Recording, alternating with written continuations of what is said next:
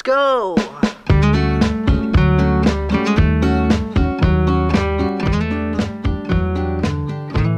Good morning guys! Ngayon ang content ko guys, magtuturo ako sa inyo ng 5 uri ng trap guys na magagamit nyo sa panghuhuli. Samahan nyo ako guys. Unang trap natin guys na ipapakita sa inyo, itong bamboo trap. Ito yung trigger niya guys. Kakabitan natin dito.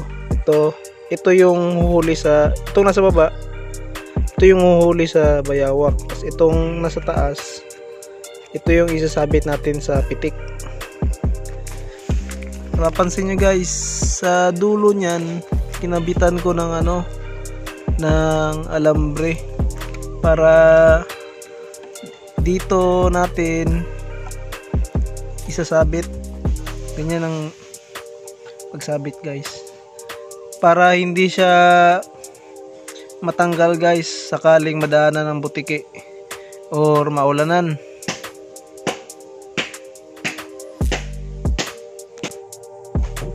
At tsaka maganda sa ganito guys, ang gagawin nyo, mas mahaba yung ganito nya, mga 8 inches mas maganda para hindi maliig yung huli guys. Kasi pag ganito, ito for tutorial lang to guys, ito para lang magaya nyo kung paano gawin. Demo lang to guys. Itong akin 3 inches lang yata to 3 inches. Bali ang huli nito liig. Yan na guys, na kabit ko na guys. Lapitan natin guys para mas maklaro nyo yung nagawa natin na trap. Ito yung pitik niya guys. Yan. Kailangan nyo ng guys, yung paway na kahoy para makabit nyo to guys. Ganyan yung forma guys. Yan na yung finished product guys. Yan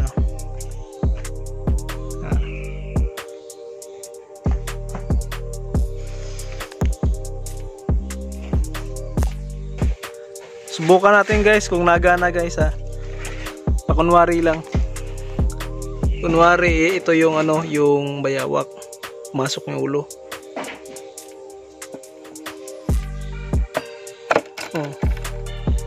Okay, huli guys.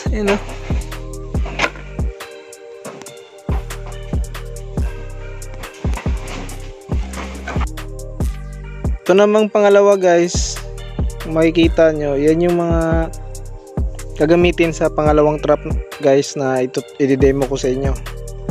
Ang tawag dito yung padatar silo trap, pero ito para sa malambot na lupa. Kailangan nyo ng ganito guys, kahoy na nabibend. Ayan nabibend siya guys. Itong 5 guys, ito yung gagawin nating sahig. Tapos ito naman yung ito namang mahaba na to, na medyo malaki. Ito yung mag-hold sa trigger. At ito yung silo guys. Ganito, gayahin nyo lang to guys. Hiwa lang kayo ng ganito kahaba na kahoy or stick. Kahit banana cue stick pwede guys, putulin nyo lang ganito kaigsi. Yan.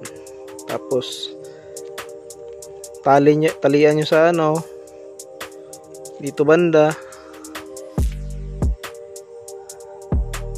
Yan. Itong nasa taas para to sa pitik. Tapos ito naman, ito yung huhuli. Kasagaran hinuhuli nito, nahuli natin dito guys. Yung labuyo. Kahit bayawak guys. Pero kasagaran huli nito paa. Sa paang huli nito guys. Sige guys, kabit ko muna guys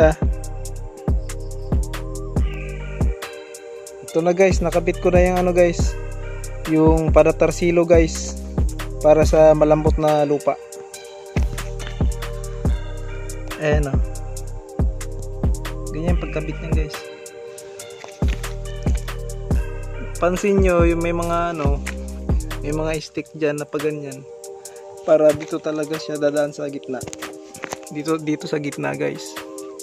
Pag naapakan niya yung sahig, yung tinatawag din ng padatar, yan yung magti-trigger. Bababa yung yung taga-hold ng trigger guys.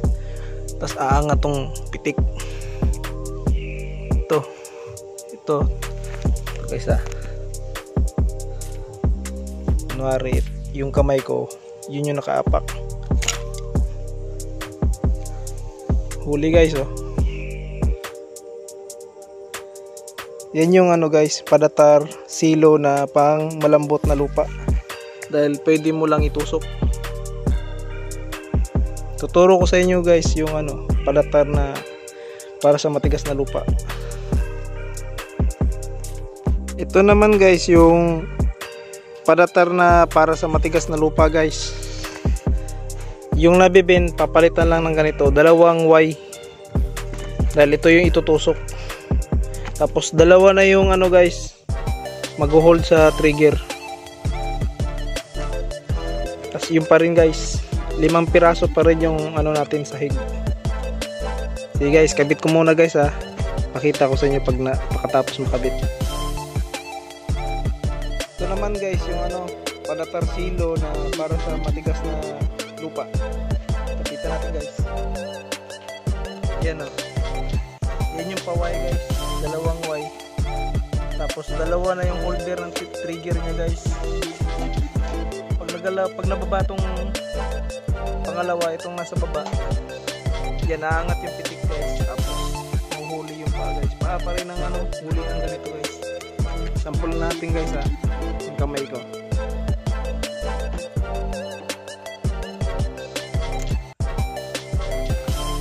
Huli guys. Yan guys ganun pa rin yan. Pareho lang sila sa padatar silo na guys, na para sa malambot na lupa. Kaso lang yun lang pinagkaiba yung itong Y, kasi yung isa ibibend mo lang. Ito naman guys, padatar silo pa rin guys, pero isa lang na paway. Kabit ko guys tignan natin pagkatapos kabit. Ito guys, nakabit ko na yung guys, yung padatar silo na 1 Y lang. Tapitan natin guys. Yan yan yung ginawa natin sa Y guys. Ito yung yung sa kaliwa, tinusok natin to. Tapos yun pa rin, kinabitan pa rin natin ng sahig. Tapos ganito guys, ganito pa rin, para dito talaga siya dadaan sa gitna, hindi siya dito sa sa likod. Try natin guys kung mahuli yung kamay ko guys. Ganun pa rin guys, huli pa rin.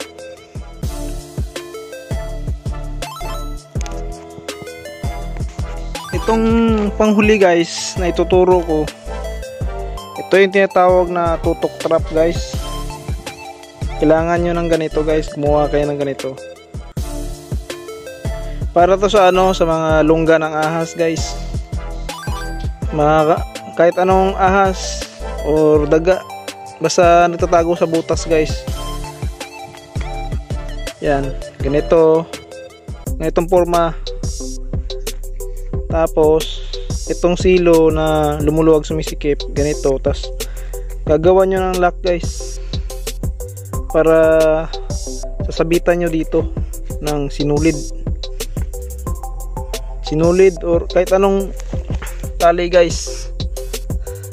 Tapos gagawa kayo ng ganito para sabitan. Ito yung guys, yung trigger.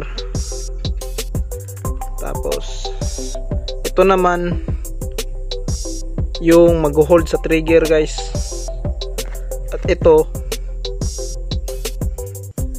yung yung kabilang side niya guys, para dito natin itututok tong mag-hold sa trigger. Tapos itong kabilang side ng mag-hold sa trigger dito sa kahoy na to. Yan. Tara guys, kakabit ko muna guys ha. Ito na guys, nakabit ko na yung tutok trap. Yan na lahat guys oh. Yung maliit na kahoy, yung sinabi ko sa inyo kanina, yung ikakabit sa silo, nandun sa gilid guys, ipitin siya na itong nasa gitna. Ito yung mag-hold sa trigger. Tapos ibabangga natin siya dito sa kabila. Gagawa tayo yung poste. Yan yung poste. I-try natin guys ha, kung mahuhuli yung stick. Ito guys, tatry na natin. Kunwari itong kahoy, ito yung ahas. Siyensya na kayo guys ha, medyo madilim guys kasi nabot tayo ng ulan guys.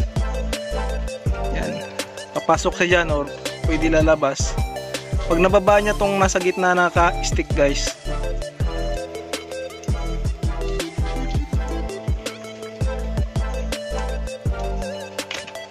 yan guys, huli guys oh.